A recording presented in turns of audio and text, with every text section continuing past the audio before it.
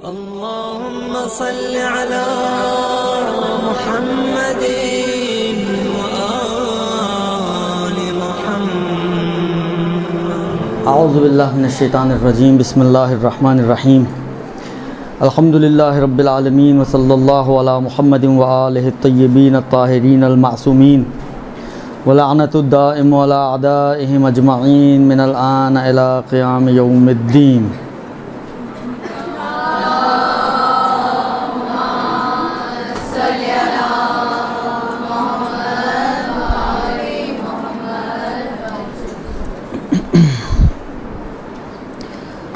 अब मुझे याद नहीं है, आपको पता ही है मेरी याददाश्त का, कि पिछले हफ्ते रमज़ानुल मुबारक के हवाले से कोई बात आई थी या नहीं आई थी, और आई थी तो क्या आई थी। नहीं, तमहीद कुछ आई थी रमज़ान के हवाले से। मैं तमहीद की बात कर रहा हूँ कि रमज़ान की फ़जीलत और उसके हवाले से कोई बात आई थी, नहीं आई थी। इसमें आप मुझे कुछ सवालात भेजे गए हैं कि इनके हिसाब से अगर आप क्लास को आगे बढ़ाएं तो अच्छा है। इन सवालात में पाँचवा या छठा सवाल एक है, मैं उसको स्टार्ट लेकर इब्तदाई तौर पे, क्योंकि माह मुबारक रमज़ान शुरू होने वाला है और उसकी आमादगी के तौर पर हमें किन बातों का ख्याल रखने की ज़रूरत है, उसी हवाले से कुछ बातें आपकी खिदमत में मुझे पेश करनी है। लेकिन मैं तमहीद बना रहा हूँ इस सवाल को, कि जो सवाल एक पूछा गया है कि सवाल ये पूछा गया है कि जी, बेपर्दगी और दीगर गुनाहों का रोज़े पर क्या फ़र्क पड़ता है। बेपर्दगी और दीगर गुनाह, झूठ बोलता है कोई, ग़ीबत करता है कोई, तोहमत लगाता है, जुल्म करते हैं, कोई भी गुनाह अगर कोई अंजाम दे हालत रोज़ा में, या औरत बेपर्दा घूमती है, तो इन गुनाहों का रोज़े की सेहत पर क्या असर पड़ता है, रोज़े के ऊपर क्या इफ़ेक्ट इन गुनाहों का पड़ता है।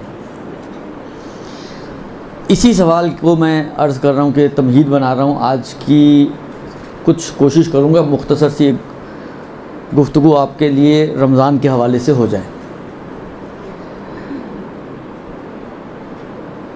अब जो बातें मैं कर रहा हूँ शायद उसी से आप ख़ुद नतीजा निकाल सकें कि क्या असर पड़ सकता है इन गुनाहों का हमारे रोज़े पर।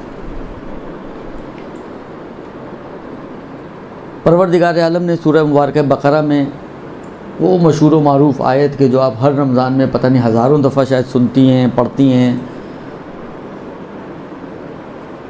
में बयान फरमाया है। ज़ाहिरन 183वीं आयत है जो मुझे याद पड़ रहा है। बिस्मिल्लाहिर्रहमानिर्रहीम। या अय्युहल्लज़ीना आमनू कुतिबा अलैकुमुस्सियामु कमा कुतिबा अलल्लज़ीना मिन क़ब्लिकुम लअल्लकुम तत्तक़ून। ऐ ईमान लाने वालों, कुतिबा अलैकुमुस्सियाम, तुम्हारे ऊपर रोज़े को फ़र्ज़ किया गया है, लिख दिया गया है। ये कुतिबा की ताबीर वाजिब के लिए इस्तेमाल होती। कुतिबा अलैकुमुस्सियाम यानी तुम्हारे लिए रोज़े को लिख दिया गया है। कमा कुतिबा अलल्लज़ीना मिन क़ब्लिकुम, जिस तरह तुमसे पिछली कौमों के लिए भी लिखा गया था, यानी जिस तरह उन पर फ़र्ज़ किया गया था, उन पर वाजिब किया गया था, उसी तरीके से रोज़ा तुम्हारे ऊपर भी फ़र्ज़ और वाजिब किया जा रहा है। क्यों? लअल्लकुम तत्तक़ून, शायद कि तुम मुत्तक़ी हो जाओ। अर्ज़ करूँ आपकी खिदमत में कि देखिए, परवरदिगार आलम कह रहा है कि रोज़ा रखो ताकि तक़वा हासिल हो जाए। दुरुस्त। इसका मतलब ये है कि रोज़े में और तक़वे में कोई लिंक होना चाहिए, वरना अगर बेरब्त, मतलब फ़र्ज़ करें कोई मुझे कहता है कि जी सर में बहुत दर्द हो रहा है, मैं उसको दर्द की बजाय कोई और, मतलब ब्लड प्रेशर की कोई गोली पकड़ा दूँ उसको, या शुगर का कोई लाकर दवाई उसको दे दूँ कि यार ये खा लो ठीक हो जाएगा, और वो खाए, तो आपका क्या ख्याल है कितना असर होगा उसके सर के दर्द पर? कोई असर नहीं होगा, इसलिए कि इस दवाई का उसके दर्द के साथ कोई ताल्लुक़ ही नहीं था। इस दवा के अंदर ये तासीर ही नहीं थी कि ये दवा उसके सर की दर्द को ठीक कर सके। ठीक है, लेकिन अगर मैं उसको सर के दर्द ही की गोली दूंगा, डिस्प्रिन पकड़ा दी, पैनाडोल दे दी, पॉन्स्टन पकड़ा दी, जो भी अब लाकर ये दर्दों की दवाइयाँ हैं वो दे दी, तो उसका सर दर्द ठीक हो जाएगा। इसी से हमें पता चल जाएगा कि हाँ, पहली जो दवा थी उसका और सर के दर्द का आपस में कोई लिंक नहीं था, इसलिए उसने असर नहीं किया, और इसका और इस सर के दर्द का आपस में एक लिंक था, यानी इस दवा के अंदर ये तासीर रखी गई थी कि ये दर्द ख़त्म करे, लिहाजा ये दूसरी दवा इस्तेमाल करने से सर का दर्द उसका ख़त्म हो जाएगा। तो अगर किसी चीज़ में असर हो तभी कहा जा सकता है कि ये कर लो तो वो हो जाएगा। अगर किसी चीज़ में जो आप कहते हैं ये कर लो तो वो हो जाएगा, ये वो हो जाएगा का असर ही ना हो, तो इसके करने से फिर वो कैसे होगा? माचिस जलेगी तो आग जलेगी ना। आप किसी को माचिस ना दें, बर्फ़ थमा दें कि ये बर्फ़ से चूल्हा जला लो, तो क्या होगा? उसके अंदर वो असर ही नहीं है कि वो आग रोशन कर सके। इसी तरीके से बरअक्स भी होता है। जिस तरह से मैं जानते बूझते किसी को गलत दवा दे दूं तो वो असर नहीं करेगी, सही दवा दूंगा तो वो असर करेगी, इसी तरह उल्टा भी हो सकता है। आपने देखा होगा बहुत सारे घरों में एक फर्स्ट एड बॉक्स होता है, मेडिकल बॉक्स होता है, दवाइयों का बॉक्स होता है, जिसमें सारी बच्ची बचाई लील जो यूज़ हुई हो ना यूज़ हुई हो, तो एक उसके अंदर अच्छी खासी टैबलेट्स का ज़ख़ीरा पड़ा हुआ होता है। अच्छा, बहुत सारे लोगों को अंदाज़ा भी नहीं होता और याद भी नहीं रहता कि कौन सी दवा किस चीज़ के लिए थी। अब पड़ी हुई इतनी सारी दवाइयाँ एक डब्बे के अंदर डाली हुई हैं आपने। अब आपके सर में दर्द हुआ, आप उठ के गई, डब्बा खोला, अब आपको कुछ समझ तो नहीं आ रहा, आपने तुक्के से एक गोली उठाई और खा ली, सर का दर्द ठीक नहीं हुआ, तो आपको अंदाज़ा हो जाएगा कि इसका मतलब कि सही दवाई नहीं खाई मैंने। लेकिन अगर आपने तुक्का मारा और सर की दर्द ठीक हो गई तो फिर आप याद रखेंगे कि इस गोली से मेरा सर दर्द ठीक हुआ था, यानी इसका मतलब है इसके अंदर ये असर है कि ये मेरे सर दर्द को ठीक कर सकती है। मुझ में और आप में और परवरदिगार आलम में एक बहुत बड़ा, वैसे तो बहुत सारे फ़र्क हैं, लेकिन एक और इस एतबार से जो फ़र्क पड़ता है वो ये पड़ता है कि मेरा और आपका इल्म नाक़िस, खुदा का इल्म कामिल। मेरे और आपके इल्म का अहाता इतना सा, खुदा के इल्म का अहाता हर चीज़ पर मुहित। कौन सी चीज़ है जो इल्म इलाही से खारिज हो? कोई भी चीज़ नहीं ऐसी। वो आलिमुल गैब व शहादा है, हमें सामने की चीज़ें पड़ी हुई नज़र नहीं आती। तजर्बा करना चाहे तो हमारी बेगमात से जाके पूछ लें, वो बता देंगे इनको तो सामने की चीज़ नज़र नहीं आती है। तो कितना वास्ट डिफरेंस है दोनों में।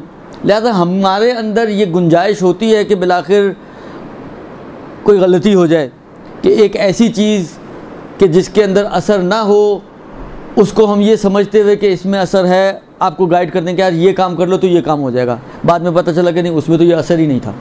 ये हमारे अंदर तो हो सकता है, लेकिन इल्म इलाही में इस चीज़ की गुंजाइश नहीं है। लिहाजा अगर परवरदिगार आलम ये कह रहा है कि रोज़ा रखो मुत्तकी बन जाओगे, तो इसका मतलब ये है कि 110% श्योरिटी से ये बात कही जा सकती है और कंफर्म किया जा सकता है कि हतवन रोज़े के अंदर परवरदिगार आलम ने एक ऐसी तासीर रखी है कि ये रोज़ा इंसान को मुत्तकी बनाएगा। व इल्ला अगर रोज़े में ये तासीर ना हो कि ये मुत्तकी बनाने वाला हो, तो खुदा क्यों कहे रोज़ा रखो ताकि मुत्तकी हो जाओ? ये जो खुदा कह रहे रोज़ा रखो ताकि मुत्तकी हो जाए, ये ख़ुद बता रहा है कि इसके अंदर एक असर मौजूद है। वरना वही वाली बात है कि बर्फ़ दे के खुदा कह रहा है कि जाओ आग जला लो। माचिस दे के आग जलाने का कहे तो जल भी जाएगी आग, बर्फ़ दे कर कहे आग जलाओ तो कैसे जलेगी? जो ज़िद्द आग है उससे आग कैसे जलेगी? लिहाजा अगर रोज़ा असर ना रखता हो तक़वे वाला, तो ये कहना ही खुदा का लग़्व हो जाएगा कि रोज़ा रखो ताकि मुत्तकी हो जाए।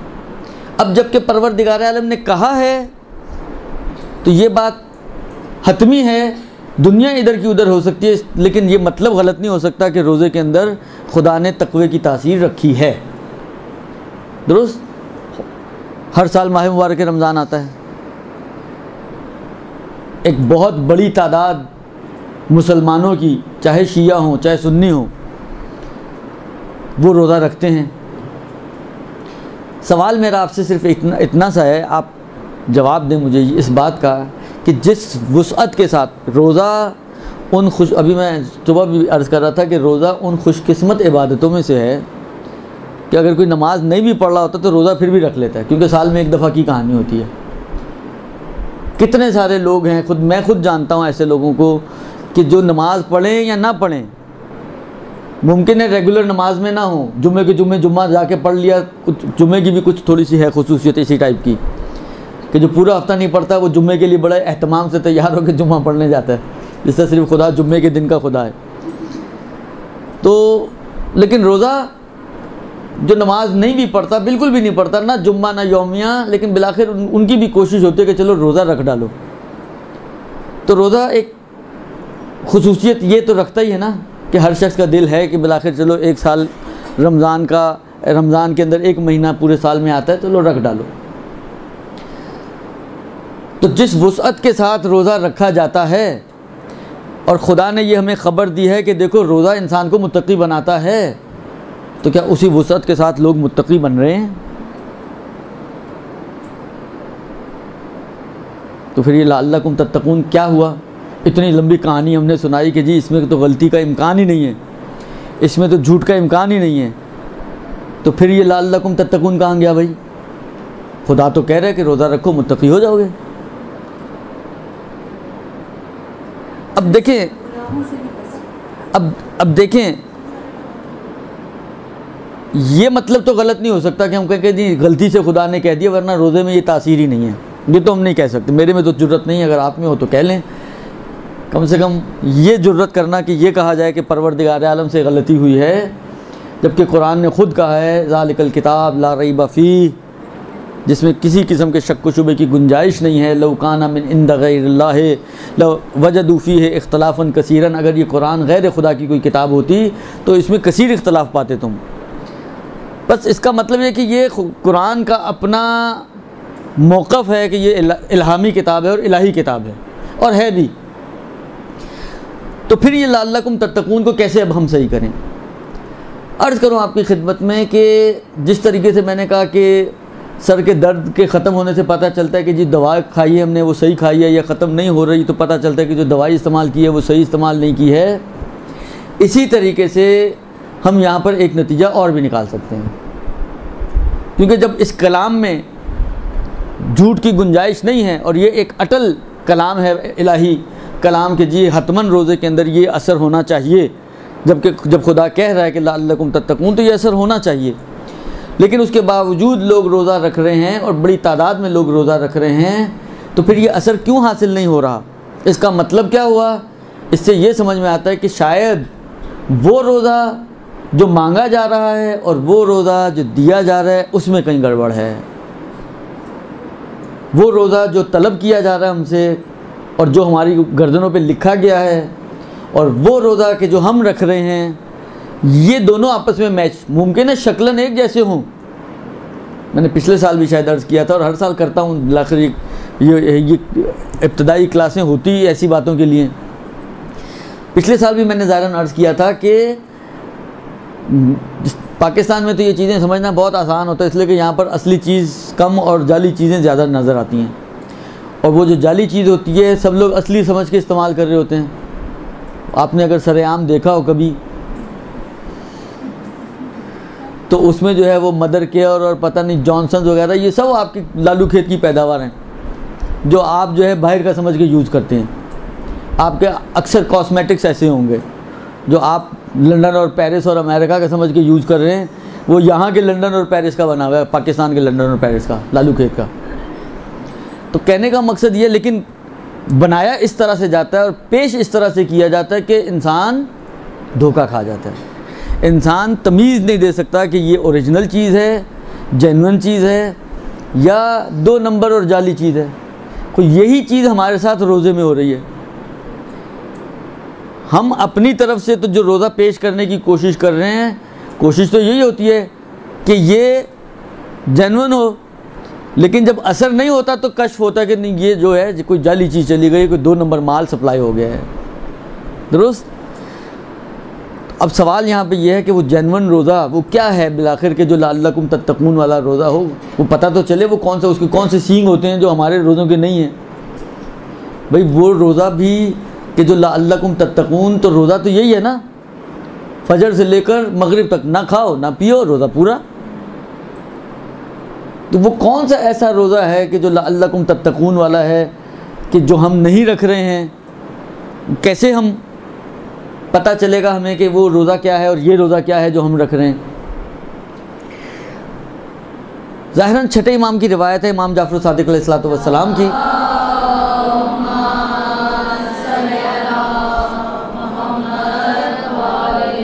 मौला इरशाद फरमाते हैं कि देखो, जब तुम रोज़ा रखो तो ऐसा रोज़ा रखो कि तुम्हारी आँखों का भी रोज़ा हो, तुम्हारे कान का भी रोज़ा हो, तुम्हारी ज़बान का भी रोज़ा हो, तुम्हारी शर्मगाह का भी रोज़ा हो, तुम्हारे हाथ और पैर का भी रोज़ा हो, बेइबारतिन उखरा तुम्हारे तमाम आज़ा व जवारे का रोज़ा होना चाहिए। ये इमाम सादिक का फरमान। भाई रोज़ा तो ना खाओ ना पियो तो रोज़ा हो गया। खाना पीना छोड़ देते हैं हम लोग, रोज़े में यही करते हैं ना। तो आंखें तो खाती पीती नहीं हैं, कान तो खाता पीता नहीं है, हाथ तो खाते पीते नहीं हैं, तो इनको कैसे रोज़ा रखवाएं? यानी हाथों को पानी में ना डालें, डुबकी ना दें पानी में, ये मुराद है? क्या क्या करें? यानी हाथ देखें, रोज़ा जो हमारे जहनों में रोज़ा है, रोज़ा यानी ना खाओ और ना पियो, भूखे प्यासे फजर से लेकर गुरूब तक अल अतश वाली ज़िंदगी गुजारो तो रोज़ा हो जाएगा। अब सवाल यहाँ पर यह है कि हाथ पैर आँखें कान ये सारे वो चीज़ें हैं कि जो ना खाना है इनके अंदर ना पीना है इनके अंदर, तो फिर इनको कैसे रोज़ा रखवाएं? मैं आपकी खिदमत में अर्ज़ करूँ, आप तमाम फ़िक़ही किताबें उठाएँ जो अरबी ज़बान में हैं और देखें कि उन्होंने सौम की, जो रोज़े को अरबी ज़बान में कहते हैं सौम, कुतिबा अलैकुमुस सियाम, ये सियाम उसी सौम से बना है। सौम यानी रोज़ा। जब फ़ुक़हा तारीफ़ करते हैं रोज़े की तो कहते हैं अस्सौमु हुवल इमसाक, अलिफ मीम सीन अलिफ और काफ, इमसाक। इमसाक के माने हैं अपने आप को रोकने के, अपने आप को बचा के रखने के, अपने ऊपर कंट्रोल करने के। ये है रोज़े का माना। भूखा और प्यासा रहना रोज़े का माना नहीं है कि आप कहें कि जी आंखों को कैसे भूखा और प्यासा रखें और हाथों को कैसे भूखा और प्यासा रखें और कान को कैसे भूखा और प्यासा रखें। रोज़े का मतलब ही नहीं है भूखा और प्यासा रहना। रोज़े का मतलब है अपने आप को बचाना। जब फ़िक़्ह में आते हैं तो इन 9 चीज़ों से बचाना, और जब हकीकी रोज़े की बात करते हैं हम, जो इमाम सादिक जिसको रोज़े को बता रहे हैं, तो अपने तमाम आज़ा व जवारे को गुनाहों से बचाना। देखें, ये एक मतलब जहन में रखें कि तमाम आज़ा व जवारे, आँख कान ज़बान हाथ पैर शर्मगाह, इनको गुनाहों से बचाना, ये है रोज़ा। आँख का रोज़ा यानी आँख को आँखों के गुनाहों से बचाओ। ऐसा मंज़र जो तुम्हारे लिए शरअन देखना जायज़ नहीं है ना देखो। कान का रोज़ा यानी अपने कानों को बचाओ गुनाहों से, यानी वो गुनाह जो कान से किए जाते हैं उनसे अपने आप को बचाओ। गीबत सुनना है, झूठ सुनना है, तोहमतें सुनना है, गाने सुनना है, ये सारी चीज़ों से अपने आप को बचाओ। ज़बान का गुनाह, ज़बान को अपने आप को बचाओ ज़बान के गुनाहों से। जो मुझे याद पड़ रहा है, बाज़ उलमा ने शायद 100 से ज़्यादा उन गुनाहों का तज़किरा किया है जो ज़बान से किए जाते हैं। इतनी सी ज़बान चंद मिसकाल की, अम्मा 100 से ज़्यादा गुनाह हैं जो इस ज़बान से इंसान अंजाम देता है। अब ये टॉपिक डॉक्टर आबिद साहब का है कि इंशाअल्लाह मुमकिन है कि कभी उन्होंने बयान भी किया हो, मुझे नहीं मालूम, लेकिन यह है कि नहीं किया होगा तो एक टॉपिक मिल जाएगा उनको। किया है, हाँ, कोई चीज़ छोड़ी तो नहीं उन्होंने वैसे। खुदा उनको जज़ाए खैर दे, इंशाअल्लाह उनकी तौफ़ीक़ात में भी इजाफ़ा फ़रमाए। तो अर्ज़ ख़िदमत यह है कि ज़बान को बचाना, गीबत करने से बचाना, झूठ बोलने से बचाना, तोहमत लगाने से बचाना, गाना गाने से बचाना, और जो भी ज़बान से किसी को आप अज़ियत और ताने और तीर मार सकती हैं और ज़बान की तीर और तलवार चला सकती हैं, उससे अपने आप को बचाना, ये है ज़बान का रोज़ा। हाथों के ज़रिए जुल्म ना करें किसी के ऊपर, बेजा किसी के ऊपर जिसके ऊपर आपको हाथ चलाने का हक़ नहीं है, हाथ ना चलाएं। जिससे आपको हाथ मिलाने का हक़ नहीं है, हाथ ना मिलाएं। तो अपने हाथों के गुनाहों से बचाएं। ये है हाथों का रोज़ा। पैरों को गुनाहों से बचाएं, यानी जिस जगह पर खुदा नहीं चाहता कि आप जाएं वहाँ ना जाएं, ना जाके अपने पैरों को गुनाह से बचा रहे हैं आप, तो ये है पैरों का रोज़ा। इसी तरीके से तमाम आज़ा व जवारे, जहाँ पर शरीयत ने उन आज़ा व जवारे को इस्तेमाल करने की इजाज़त नहीं दी, वहाँ अपने आप को रोक लेना, ये है उस उज़्व का रोज़ा। अब आप खुद थोड़ा सा एक तसव्वुर करें, एक इंसान तसव्वुर करें। एक रिवायत है, वो इस वक्त तो उसका मौका नहीं है, लेकिन मैं जब वो रिवायत पढ़ता हूँ नॉर्मली मजमे को कहता हूँ कि आप जिस तरह ये जब कोई क्राइम वगैरह होते हैं तो ये थाने में जो है पुलिस वाले जो हैं खाके कहते हैं ना, खाका जारी कर दिया, तो अक्सर आप सुनती होंगी खबरों में, हमारे यहाँ तो इनके अलावा और कुछ होता ही नहीं है खबरों में। ये खाके जो जारी करते हैं तो कैसे खाके बनते हैं, मतलब फ़र्ज़ करें पहले एक स्केच बनाया चेहरे का, उससे पूछा जी आंखें कैसी थी, छोटी थी या मोटी थी, उसने कहा जी आंखें मोटी थी, उसने मोटी मोटी आंखें बना दी। सारा काम कंप्यूटर पे हो रहा होता है। उससे पूछा नाक कैसी थी, छोटी थी, मोटी थी, लंबी थी, पतली थी, झुकी हुई थी, उठी हुई थी, तो जैसी उसने बताई उसने उसमें नाक डाल दी। उससे पूछा उसके होंठ कैसे थे, जैसे उसने बताया उसने उसके होंठ बना दिए। बाल कैसे थे, वैसे बाल बना दिए। हालत जिसामत कैसी थी, वैसा जिस्म उसके अंदर डाल दिया। तो एक तकरीबी शक्ल बन जाती है कि जनाब ये जो हमारा मतलूबा आदमी है वो ये शक्ल का है। लिहाजा वो खाके बना के थानों में और तमाम जगह पे जहाँ पर जिस नौइयत का फिर उसका जुर्म होता है उसके हिसाब से कभी जो है वो एयरपोर्ट्स पे भी उसकी तस्वीरें लगा दी जाती हैं या पहुंचा दी जाती हैं, कभी जो है वो एयरपोर्ट पे नहीं होती हैं, सिर्फ छोटे मोटे क्राइम्स हैं, तो खुलासा उसके हिसाब से फिर वो उसको ये लोग फैलाते हैं। अब आप भी यही काम करें, एक स्केच पहले बनाएं, अब उसमें रंग भरना शुरू करें। आप जो रंग मैं आपको बता रहा हूँ, फिर आप देखें जो ये शक्ल बनेगी तो कैसे आदमी की बनेगी, कैसे मोमिन की, एक मोमिन शख्स का खाका दुरुस्त। और जब इस मोमिन के अंदर आप रंग भरना शुरू करें तो फिर आप देखें कि ये मोमिन कैसा मोमिन बनेगा। इस मोमिन को शरई इस्तिलाह में आप क्या कह सकती हैं। अब आप एक तसव्वुर करें, एक मोमिन है जिसकी आंखें इंतहाई पाको पाकीज़ा, उसने आंखों से गुनाह नहीं किया, अपनी आंखों को गुनाहों से बचा लिया। एक मोमिन है जिसने अपनी ज़बान को गुनाहों से बचा लिया। एक मोमिन है जिसने अपने कानों को गुनाहों से बचा लिया। एक मोमिन है जिसने अपने हाथों और पैरों को गुनाहों से बचा लिया। अपने तमाम आज़ा व जवारे को वो गुनाहों से बचा रहा है।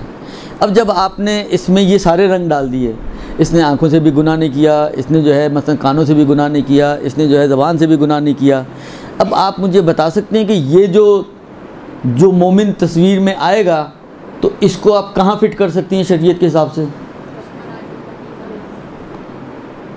इसी को आप कहती हैं मुत्तकी आदमी। तो अब मुझे ये बताएं कि अगर कोई ये रोज़ा रखे जिसको इमाम सादिक ने बताया है, तो फिर ये लाल्लकुम तत्तकून बनेगा रोज़ा या नहीं बनेगा?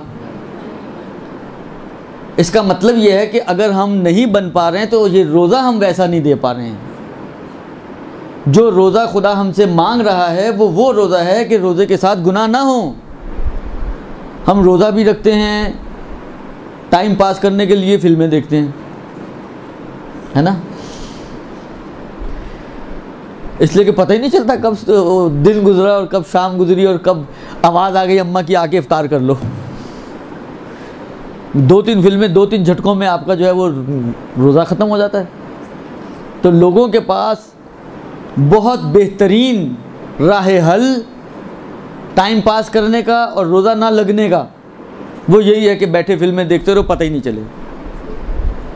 कुछ लोग जो थोड़े बुज़ुर्ग हैं, जवान बच्चे हैं, वो जाते हैं जाके मतलब ताश खेलने बैठ जाते हैं। अब टाइम तो लोग तो ज़्यारतों के सफ़र में भी ये काम करते हैं, ट्रेनों में ताशें लेके जाते हैं कि बिलाखिर टाइम तो 3 दिन का। आपको पता है कराची से कोयटा, कोयटा से ताफ्तान, ताफ्तान से फिर अल्लाह ने की दे आपको मसलन मशहद या कुम, तकरीबन कमोबेश 3 दिन का सफ़र है। हालत 3 दिन कैसे गुजरें? तो ताश के ज़रिए गुजारते हैं लोग। जा रहे हैं इमाम रज़ा की ज़ियारत के लिए, मसलन जा रहे हैं बीबी मासूमा की ज़ियारत के लिए, या अगर उससे भी आगे जाना है तो जा रहे हैं मतलब इमाम हुसैन के पास और मौला अली के पास, और माशाल्लाह टाइम ऐसे पास हो रहा है। या बाज़ जो हैं बच्चियाँ वो घर जे अब तो माशाल्लाह वो ये जो मोबाइल शॉप वगैरह, एक ज़माने में तो वॉकी टॉकी का ज़माना था, अब तो कि वो सब चीज़ों से बेनियाज हो गए। हेडफोन लगाए हुए हैं, आपने देखा रिक्शे टैक्सी चलाने वाले लोग हेडफोन लगाए हुए हैं, उनको पता ही नहीं चल रहा पीछे कोई हॉर्न दे रहा है या नहीं दे रहा, अपनी धुन में मगन गाने सुनी जा रहे हैं और चली जा रहे हैं, पता ही नहीं चल रहा कहाँ गाड़ी लग रही है, किसको लग रही है, किसको नहीं लग रही है, वो धुन अपनी चल रही है। तो यही काम घरों में भी हो रहे हैं। तो खुलासा ये कि ये जब रोज़े ऐसे होंगे तो लअल्लकुम तत्तकून हासिल नहीं हो सकता। रोज़ा वो रखें जो इमाम सादिक ने कहा है, उसके बाद अगर ना हो तो फिर आप शिकवा कर सकती हैं परवरदिगार आलम से कि परवरदिगारा तेरे इमाम ने हमें कहा था कि ये रोज़ा रखो, और वो रोज़ा रख के भी हम लअल्लकुम तत्तकून पे नहीं पहुँचे, तो ये कैसे हो गया। रोज़ा रखें हम 2 नंबर, असर हम चाहें 1 नंबर, तो ये किसी भी दुनिया में नहीं होता। जो बीजोगे वो काटोगे।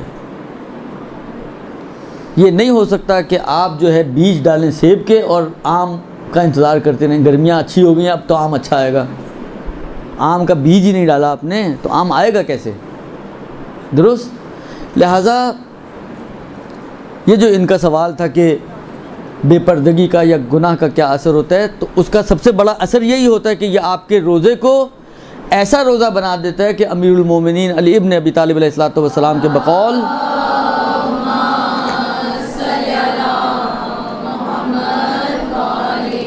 कितने ही रोज़ेदार ऐसे हैं कि जिन्हें भूख और प्यास के अलावा और कुछ हासिल, ये इसका असर है। यानी आपके रोज़े को हकीकी रोज़े से निकाल कर एक 2 नंबरी रोज़ा बना देता है गुनाह। और जब 2 नंबरी रोज़ा है तो उसके बारे में मौला फरमाते हैं कि आपको भूख और प्यास के अलावा कुछ नहीं मिलने वाला, कुछ नहीं मिलने वाला सिवाय भूख और प्यास के। यानी जो असरात और जो अमीरुल मोमिनीन कह रहे हैं कुछ नहीं मिलने वाला, बिलाखिर कौन से लड्डू मिलने वाले थे? लड्डू यही थे, लअल्लकुम तत्तकून। देखें इलाही सुफ्रा है, माह मुबारक रमज़ान है। क़द अक़बला इलैकुम शहरुल्लाह बिलबरकत वर्रहमत वलमग़फ़िरा या अय्युहन नास।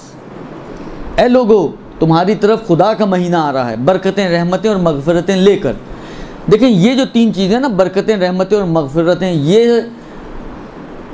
ये वो खाना है जो परवरदिगार आलम ने इस सुफ्रे पे हमारे लिए रखा है। परवरदिगार आलम आपके लिए बटेर नहीं रखेगा, तीतर नहीं रखेगा। मुर्ग तो खा के आप वैसे ही थके हुए हैं। परवरदिगार आलम जो खाना रखता है आपके लिए, वो यही रखता है कि आपके लिए बरकतें, रहमतें, मग़फ़िरतें। टाइम नहीं है क्योंकि मुझे दूसरी बातों की तरफ जाना है, लेकिन मैं एक गुजारिश करूँगा आप तमाम ख़्वाहरान से, और वो ये कि मफ़ातिहुल जनान हमारे घरों में मौजूद है, हर घर में मौजूद है। कुरान, शायद सूरत हाल ये कि कुरान हो या ना हो, मफ़ाती ज़रूर होती है। आप मफ़ाती को खोलें और मफ़ाती में जहाँ पर शाबान का एंड है और रमज़ान के ज़िक्र शुरू कर रहे हैं, हाँ, वहाँ पर एक खुतबा है जो ख़त्मी मरतबत सल्लल्लाहु अलैहि वसल्लम से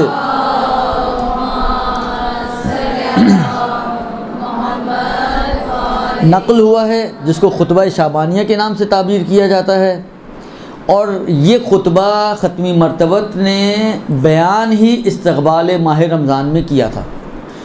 आखिरी जुम्मा था यानी शाबान का, और उस जुम्मे में ख़त्मी मरतबत ने ये खुतबा बेउन्वान इस्तक़बाल माह रमज़ान इस खुतबे को इरशाद फरमाया। मैं पहले भी ये बात यहाँ पे कह चुका हूँ, दोबारा तकरार कर रहा हूँ कि वाक़ईन अगर कोई शख्स चाहता है कि अपने रोज़ों को ऐसा रोज़ा या अपने रमज़ान को ऐसा रमज़ान करार दे कि जिस रमज़ान में उसने मैक्सिमम फ़ायदा उठाया हो, तो वो इस खुतबे पे अमल कर ले। परवरदिगार आलम के हबीब ने इस खुतबे में रमज़ान गुजारने का तरीका बताया, रमज़ान में क्या क्या बेनिफिट्स आपको मिलते हैं और किस तरीके से उन बेनिफिट्स को आप हासिल कर सकते हैं, वो तरीके बताएं। तो आप खुद सोचें, पैगंबर के बताए हुए तरीके के मुताबिक अगर आप रमज़ान गुजारेंगे तो कैसा होगा ये रमज़ान। एक तो हम अपने हिसाब से गुजारते हैं ना, जो हमारी समझ में आ गया कर लिया, जैसा समझ में आया कर लिया। एक वो है कि समझें गाइडलाइन आपको खुद पैगंबर दे रहे हैं और आप पैगंबर की गाइडेंस के साथ उस रमज़ान को गुजार रही हैं, तो फिर आप सोचें कैसा रमज़ान गुजरेगा आपका, कितना फ्रूटफुल होगा और कितना आप इस रमज़ान में वो रहमतें और बरकतें और मग़फ़िरतें समेट पाएंगे। तरीका पैगंबर ने बता दिया, अमल करने वाले हैं तो आए मैदान में, आप कूद जाएं, वो अब आपका काम है। दुरुस्त। तो उसका क्योंकि टाइम नहीं है लिहाजा मैं उसकी तरफ नहीं जा रहा, लेकिन आपसे गुजारिश ज़रूर करूँगा कि रमज़ान शुरू होने से पहले अभी कुछ दिन तो हैं, कोई एक बहुत लंबा चौड़ा खुतबा नहीं है, और ये कमोबेश थोड़े बहुत इख्तलाफात के साथ तमाम बड़ी किताबों में ज़िक्र भी हुआ है। यानी ऐसा खुतबा है कि जो बिलाखिर मोरिद इनायत वाक़ हुआ है मुहद्दिसीन का, और तकरीबन मुहद्दिसीन ने इसको ज़िक्र किया है। तो आप ज़रा इसको पढ़िएगा ज़रूर। शायद मेरे ख़्याल में मैक्सिमम, अगर उर्दू में आप पढ़ेंगी ज़ाहिर बात है, तो मैक्सिमम शायद 15 मिनट आपको चाहिए मैक्सिमम। अलबत्ता अब किसी की उर्दू ही हिज्जे करने वाली हो तो मैं उसकी बात नहीं कर रहा, एक नॉर्मल उर्दू पढ़ने वाले इंसान की मैं बात कर रहा हूँ कि मैक्सिमम शायद 15 मिनट चाहिए उसको। तो 15 मिनट का टाइम निकालना शायद मैं नहीं समझता कि इतना मुश्किल हो, जबकि उसके आगे उसके फ़ायदे बहुत ज़्यादा आपको मिलने वाले हों। तो ये तो आपके सवाल का जवाब हो गया कि क्या असर पड़ता है कि हमारे रोज़े को समझें भूख और प्यास वाला रोज़ा बना देता है अगर हम अपने रोज़े के साथ साथ गुनाहों को भी जारी रखें। कोशिश करें कि रोज़े का भरपूर फ़ायदा उठाएं। उसी खुतबे में अमीरुल मोमिनीन ने खड़े होकर सवाल किया, या रसूल अल्लाह अय्युल आमाल अफजल, इस महीने में कौन सा अमल सबसे ज़्यादा फजीलत वाला है? क्या फरमाया था पैगंबर ने? अलवरा, परहेज़गारी, वही हराम से अपने आप को बचाओ। अलवरा यानी परहेज़गारी, अन महारिमिल्लाह, अपने आप को गुनाहों से बचाना, ये इस महीने का बेहतरीन अमल है। यानी मैं ये समझता हूँ कि इस पूरे खुतबे में अगर आप सिर्फ इस एक अमल को उठा लें, इसमें बहुत सारी चीज़ें बयान की हैं, लेकिन आप सबको छोड़ते हुए ये एक चीज़ उठा लें और इस एक ही चीज़ पर अगर आप पाबंद हो जाएं रमज़ान में अमल करने पर, तो इस एक चीज़ का सबसे बड़ा फ़ायदा ये होगा कि आपका रोज़ा एक नंबर रोज़ा बनेगा। वो आपको सारे असरात देगा जो उस रोज़े के असरात हैं। वो बाकी चीज़ें समझे सलाद चटनी है, ये एक रूह है इसकी। इसके ऊपर अमल करें, आपका रोज़ा बेहतरीन रोज़ा और रमज़ान आपका बेहतरीन रमज़ान करार पाएगा।